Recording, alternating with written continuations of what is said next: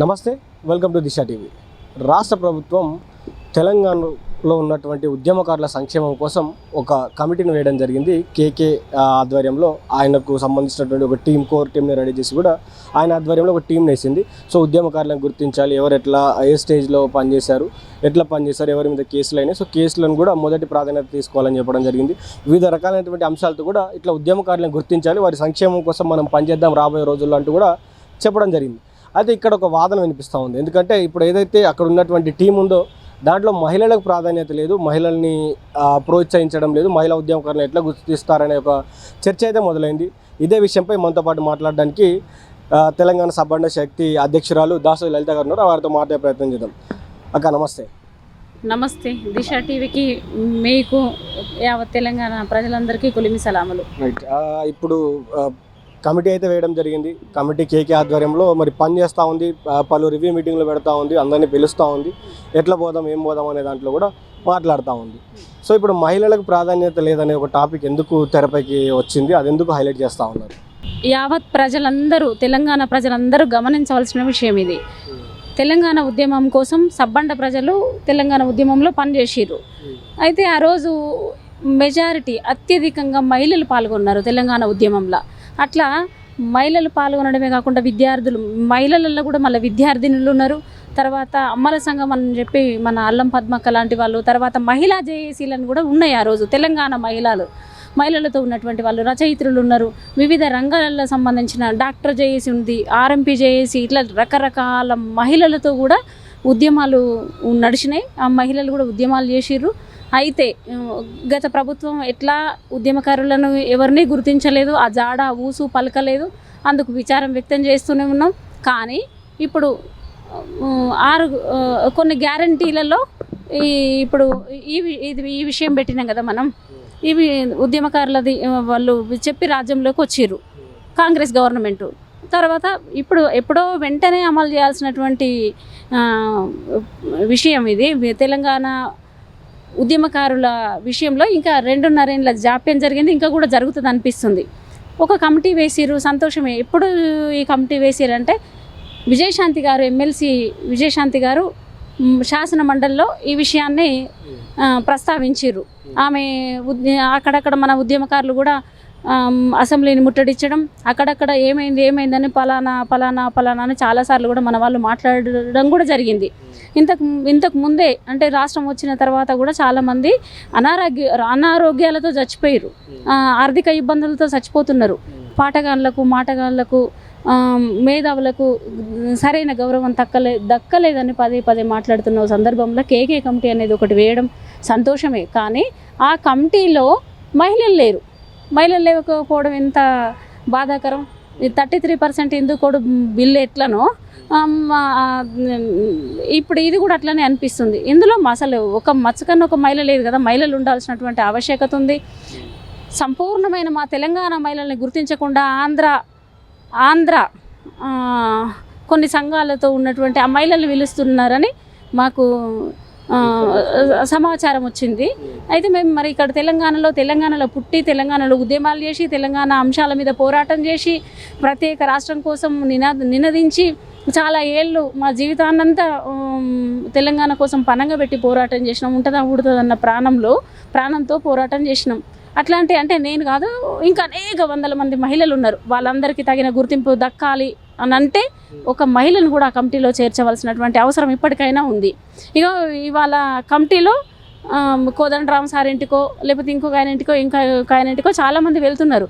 మరి ఇంకొక అనుమానం కూడా మాకు ఇందులో ఏముందనంటే, వాళ్ళంతలో వాళ్ళు గుర్తిస్తుందా ఈ కమిటీ ఎక్కడెక్కడున్నారు, నా జిల్లాలలో ఎక్కడున్నారు, మండలాలలో ఎక్కడున్నారు, గ్రామాలలో ఎక్కడున్నారు, ఉంటే హైదరాబాద్లో అయితే ఎక్కడెక్కడున్నారు, లేకపోతే ఇంకా కూడా అదేంది ఇంకా ఈ ఉద్యమం చేసి మళ్ళీ ఎక్కడికైనా విదేశాలకు వెళ్ళిన వాళ్ళు ఎట్లా అనేది ఒక మాకు సమాధానం చెప్తే బాగుంటుంది. ఆ కమిటీ వివరిస్తే బాగుంటుంది అని అనుకుంటున్నాం.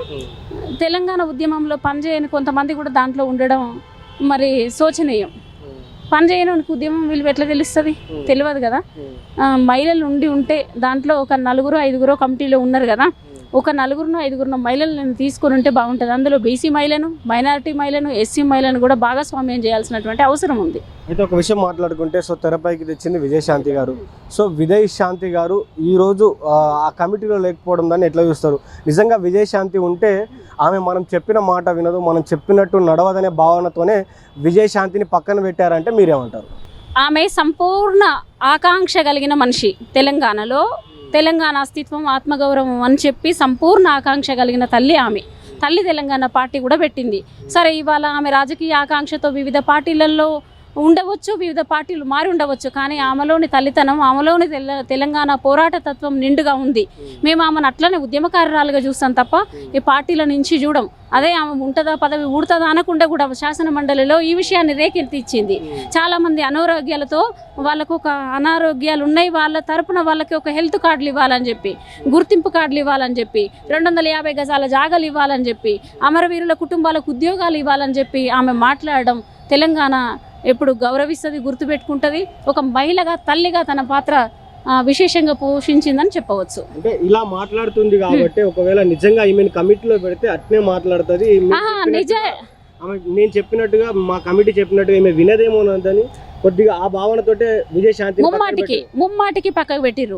ఎందుకనంటే ఇంతసేపు ఇప్పుడు పాలక వర్గాలు ఏం చేస్తాయనంటే, ఇప్పుడు రేవంత్ రెడ్డి ప్రభుత్వం వచ్చిన తర్వాత కూడా ఇక్కడ ఉన్నటువంటి ఉద్యమకారులను గుర్తించకుండా ఇగో మీరు బయట నుంచి తీసుకొచ్చి చాలా మందిని, అనేక మందిని తీసుకొచ్చి ఇగో నామినేటెడ్ పోస్టులు ఇచ్చిన సంగతి చూసినాం. నిన్న శంకరమ్మ గారిని, శ్రీకాంతాచారి తల్లి శంకరమ్మ గారినో లేకపోతే చాకలి ఐలమ్మ గారి మనవరాలను మినహాయిస్తే మిగతా వాళ్ళందరినీ అదేంది అక్కడిక్కడి నుంచి తీసుకొచ్చి విదేశాలలో ఉన్న మహిళల్ని, రెడ్డి మహిళల్ని అంతా మనము నామినేటెడ్ పోస్టులలో నియమించింది చూసినాం కదా.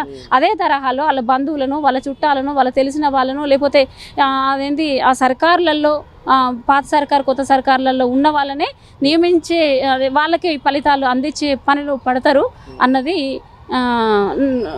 అందరికీ తెలిసిన విషయమే అది. సో ఈ కమిటీలో మరి మహిళా ఉద్యమకారులను గుర్తించాలంటే ఎట్లా గుర్తించాలి, మీరేమనుకుంటా ఉన్నారు? మేమేమంటున్నామంటే, ఆ రోజు చాలామంది జూపాక సుభద్రక మొదలుకుంటే, జూపాక సుభద్ర, మన సోగరా బేగం, ఇంకా 100 మంది, చాలామంది మహిళలు, కరీంనగర్ తీసుకుంటే సామనపల్లి లక్ష్మి, తర్వాత పెద్దపల్లికి పోతే రేణుక, నల్గొండకు పోతే మామిడి లక్ష్మి, ఇట్లా అక్కడ పార్వతి, ఇట్లా చాలామంది 100 మంది ఉన్నారు. 1-2 కాదు, చాలామంది ఉన్నారు. గాంధీ హాస్పిటల్లో ఒక డాక్టర్ గారు కూడా ఇప్పుడు కూడా ఆమె నినదిస్తూనే ఉంది. అనేక మంది మహిళలు ఉన్నారు. కనుక వాళ్ళందరినీ గుర్తించడంలో మాత్రం అందులో తెలిసిన వాళ్ళని కదా అందులో కమిటీలో పెట్టవలసింది. అట్లా పెట్టలేదు కనుక ఉద్యమకారులకు అన్యాయం జరుగుతుంది అనిపిస్తుంది. మేము ఇప్పటికైనా కమిటీకి ఏం చెప్తున్నామంటే, మీరు మీ చుట్టూ వచ్చి మీకు కొన్ని అప్లికేషన్స్ పెట్టుకున్న వాళ్ళనే మాత్రమే కాకుండా మీరు కూడా ఐడెంటిఫై చేయాలి, మీరు గుర్తించాల్సినటువంటి గుర్తించి గౌరవిస్తేనే తెలంగాణ ఉద్యమానికి, ఉనికికి ఒక సార్థకత ఉంటుందని నేను భావిస్తున్నా. అంటే నిజంగా మీరు అనుకుంటా ఉన్నారు, ఒకవేళ ప్రభుత్వం గుర్తించి వారికి సంక్షేమ పథకాలు సకాలంలో, అంటే మళ్ళీ ఎలక్షన్ వరకు ఏదో ఎలక్షన్ స్టంట్ లాగా కాకుండా మళ్ళీ గుర్తించి వాళ్ళకు ఫలాలు అందిస్తుందని మీరు నమ్ముతున్నారా? గత ప్రభుత్వం ఎలాగో ఇవ్వలేదు, ఈ ప్రభుత్వం ఇస్తుందని మీరు నమ్ముతున్నారా? నాకైతే ముమ్మాటికి నిజం చెప్పాలంటే నమ్మకం లేదు. జాప్యం జరుగుతుంది. ఇచ్చేది ఉంటే ఈ పాటికే ఎప్పుడు మన 9 మంది కవులకు ఇచ్చింది. కవులకు అందులో పాషం యాదగిరి అని ఉన్నాడు, తర్వాత శుద్ధాల అశోక్ తేజ్ అని ఉన్నాడు, ఇంకా కొంతమంది, ఇంకా మిగతా కొంతమంది ఉన్నారు. వాళ్ళందరికీ ఇంచుమించు జయరాజ్ అన్న, ఇంకా కొంతమంది ఉన్నారు. సరే, మా బహుజన బిడ్డలే అయినప్పటికీ కూడా వాళ్ళకి ఇండ్లు అవో ఇవో ఉన్నాయి. వాళ్ళకి కొంత ఇంటి జాగిస్తే పర్వాలేదు, కానీ కోట్ల రూపాయలు ఇచ్చారు కదా. అందులో కొంతమంది కన్నా కోట్ల రూపాయలల్లా, 9 కోట్ల రూపాయలల్లా కొంతమందికి మరీ ప్రాణాలు బాలేని, ప్రాణాలు అరిచేతులు పట్టుకున్నటువంటి వాళ్ళకు ఇవ్వవలసి ఉండే. అదే టైంలో సరే ఇస్తే ఇచ్చిర్రు, ఆ టైంలోనే గుర్తించాల్సిన ఆవశ్యకత ఉండే. సో మీరు కేకే కమిటీకి ఏమైనా సూచనలు ఇవ్వదలుచుకుంటే ఏమి ఇవ్వదలుచుకున్నారు? కేకే కమిటీకి ఏం చెప్తున్నామంటే, నిజంగా తెలంగాణలో ఆత్మగౌరవం కోసం, అస్తిత్వం కోసం పోరాడినటువంటి ఉద్యమకారులు అనేక మంది ఉన్నారు. ఉస్మానియా యూనివర్సిటీలో ఉన్నారు, రాష్ట్ర వ్యాప్తంగా ఉన్న యూనివర్సిటీలలో ఉన్నారు, తర్వాత మహిళలు ఉన్నారు, ఆ తర్వాత ప్రతి ఒక్కరు సబ్బండ జాతుల వాళ్ళు ఉద్యమాలలో ఉన్నారు. వాళ్ళని దయచేసి గుర్తించి, గౌరవించి వాళ్ళకు తగిన తగిన వనరులు కల్పించాలని ఆకాంక్షను ఒకవేళ గుర్తిస్తే అదేంటి ఆంక్షలు నిజమైన వాళ్ళు ఎక్కడెక్కడ ఉద్యమాలు చేస్తున్నారో తోటి ప్రజలకు కూడా తెలుస్తుంది, గవర్నమెంట్లకు కూడా తెలుస్తుంది ఎవరు మాట్లాడుతున్నారు, ఎవరు ఊకుంటున్నారు. రాష్ట్రం వచ్చిన 10 ఏళ్ల తర్వాత మాట్లాడుతున్న వాళ్ళు ఎవరు, రాష్ట్రం కోసం కొట్లాడి మళ్ళీ ఇప్పుడు ఆ పాత సర్కార్లలో కొత్త సర్కార్లలో లబ్ధి పొందుతున్న వాళ్ళని మినహాయించి మిగతా వాళ్ళకు న్యాయంగా ఇవ్వాల్సిందిగా కోరుతున్నాం. ఎందుకంటే పేదరికంతో పూర్తి ఉద్యమం చేసి జీవితాలను ఓడగొట్టుకొని భూములను కూడా పనంగా పెట్టిన వాళ్ళు ఉన్నారు, పనంగా పెట్టిన వాళ్ళు ఉన్నారు, జీవితాలను పనంగా పెట్టిన వాళ్ళు ఉన్నారు, అవయవాలను కోల్పోయిన వాళ్ళు ఉన్నారు. తర్వాత అట్లాంటి వాళ్ళను ఉనికిని చూసి అదేంటి ఎమ్మెల్యే చుట్టానికో, ఎంపీ చుట్టానికో, కార్పొరేటర్ చుట్టానికో, ముఖ్యమంత్రుల చుట్టాలకో, మాజీ ముఖ్యమంత్రుల చుట్టాలకో, పాలక యంత్రాంగం చుట్టాలకు మాత్రము ఈ ఫలాలు అందడానికి వీల్లేదు. యావత్ నిజంగా తెలంగాణ ప్రజలైతే ఎవరైతే పాల్గొన్నారో వాళ్ళకి తప్పకుండా ఇవ్వాలి. ఒకవేళ వాళ్ళకి ఎవరికైనా న్యాయంగా పోరాటం చేసిన వాళ్ళకి అందకపోతే ఖబర్దార్ మళ్ళీ మేము ఉద్యమానికి సిద్ధం. ఇది దాసో లలిత చెప్పినటువంటి మాట. ఏదైతే ఉద్యమకారులను గుర్తిస్తామని రాష్ట్ర ప్రభుత్వం చెప్తా ఉందో దాంట్లో మహిళలు లేరు, మహిళలు ఉండాల్సిందే. దాదాపు ఆ కమిటీలో 2-3 మహిళలైనా తీసుకోవాల్సింది. పెద్ద ఎత్తున మహిళలు పోరాటం చేశారు ఆ రోజున. సో తీసుకోకపోవడం అనేది గమనించదగ్గ విషయం. వాళ్ళు మరి విజయశాంతిని ఎందుకు పక్కన పెట్టారంటే నిజంగా ఆమె ప్రశ్నిస్తుంది కాబట్టి అట్లాంటి వ్యక్తిని కావాలని పక్కన పెట్టారు. జిల్లాన పెద్ద నాయకులు ఉన్నారు, వాళ్ళ కింద పనిచేసినటువంటి వాళ్ళు ఉన్నారు. సో వారందరినీ గుర్తించాలి, మహిళల్ని గుర్తించి మహిళా నాయకులకు తగినటువంటి న్యాయం చేయాలి. ఈ ప్రభుత్వం మీద అయితే నమ్మకం లేదు, కనీసం ఒక డేటా అయితే బయటికి వస్తుంది కదా, ఆ డేటా కోసమైనా నేను పనిచేస్తా. సో ఆ డేటా ఎప్పుడైతే బయటకు వస్తుందో ఈ ప్రభుత్వం కాకుండా వచ్చే ప్రభుత్వం అయినా పనిచేస్తామని వాళ్ళు నమ్ముతా ఉన్నారు. సో ఈ ప్రభుత్వంలో అయితే మహిళలకు న్యాయం జరుగుతుందో జరగదని ఒక భయం అయితే వారిలో కనబడతా ఉంది. నిజంగా ఈ ఉద్యమకారులు లిస్ట్ బయటకు వచ్చిన తర్వాత మరి న్యాయం జరుగుతుందా లేదా అనేది కూడా అసలు ఏం అర్థం కానటువంటి పరిస్థితి. ఎందుకంటే కొంత కమిటీలో జాప్యం జరుగుతుందని వారు కూడా చెప్తా ఉన్నారు. సో జాప్యం జరుగుతుందా, మరి ఇది ఓన్లీ మరి రాబోయే జిహెచ్ఎంసీ ఎన్నికల వరకు స్టంట్గానే మిగిలిపోతుందా, లేకపోతే వచ్చే ఎన్నికల వరకు దీన్ని ఎక్స్టెండ్ చేసి మరి ఎన్నికల ముందే మరి ఉద్యమకారులకు ఏమన్నా మంచి చేసే అవకాశం ఏమైనా ఉందా? ఎందుకంటే చాలామంది ఉద్యమకారులు ఇల్లు వాకిలి అన్నీ కోల్పోయి జీవితాలను పోగొట్టుకున్నటువంటి ఉద్యమకారులు ఉన్నారు. కాబట్టి అట్లాంటి ఉద్యమకారులు, అది మహిళలైనా కావచ్చు, పురుషులైనా కావచ్చు, అట్లాంటి ఉద్యమకారులు మొదటి ప్రాధాన్యత ఇచ్చి వారి యొక్క జీవితాలను ఈ రాష్ట్ర ప్రభుత్వం మార్చే విధంగా కూడా చర్యలు తీసుకోవాలని కోరుకుందాం. చూస్తూనే ఉండండి దిశా టీవీ. నేను మీ journalist Srikanth with video journalist Prashanth from press club Hyderabad.